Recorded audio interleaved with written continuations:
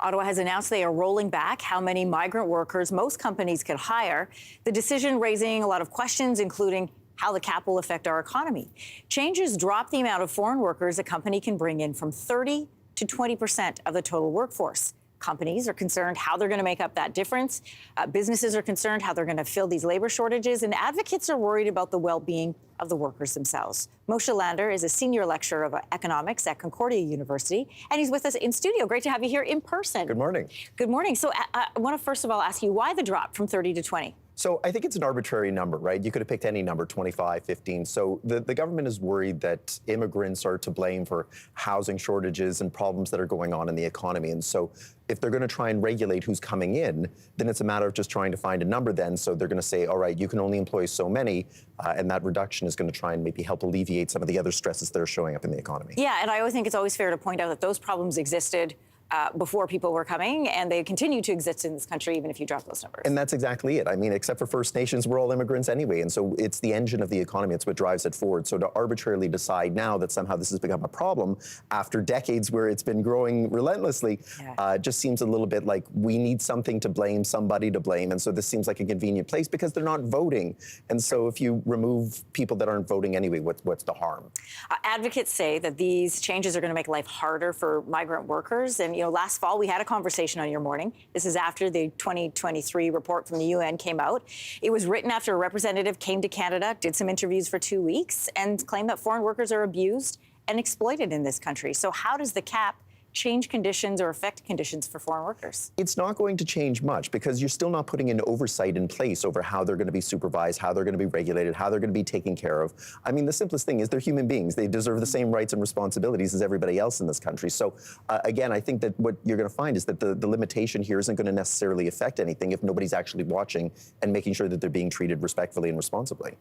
2023 saw companies increase the hiring of foreign workers. Ottawa says that employers were approved to fill about 240,000 job vacancies with foreign workers. Last year, that was a 7.5% increase from 2022. Businesses are saying that this new limit is going to make it harder to fill positions for jobs right across the wage spectrum. How valid are those concerns? Completely valid. Where are you going to find workers? We're not having enough Canadian-born people to fill these jobs, and even the jobs that are available aren't necessarily the ones that Canadians want.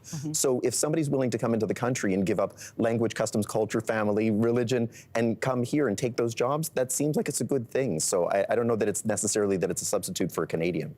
Let's dig into that a bit. Economists say instead of seeking foreign labor, companies should incentivize workers already here and make them want to fill out these positions. What's your response to that? No, that's not the problem. It's not that we don't want to do it unless you gave us more money, or it's an immigrant's going to come take it because they'll do it for less. It's that we want different jobs. And so if we want different jobs, then that's fine. If somebody wants to take the job, then let them have it. Yeah, and I think that's interesting language of tape versus fill a job, right? Nobody's coming to take a job that's somebody else's. They are filling positions that people are leaving vacant.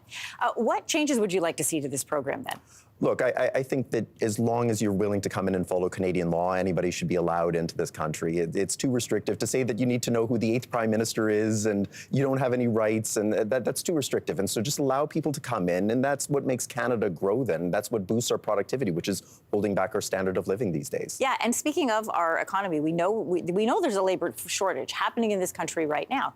So with the removal of 10% of workers who are coming in to do jobs that are necessary to get done to keep the economy going, how does that affect us overall? Well, Canada's productivity has been lagging for 40 years, and that's really what's making our standard of living fall further and further behind the U.S. and any other rich country. I think we're now one of the lowest in the G7. Wow. So if you want to boost productivity, you have to have workers that are willing to come in and be productive. And so if you're saying, sorry, you can't come in and be productive, we're going to give it to somebody who doesn't really want this job to begin with, I don't see how that's going to boost productivity. So just whoever is best to fill that job and whoever wants it the most, that's the way then that we boost our standard of living, whether that's from somebody overseas or somebody here who really cares. Yeah.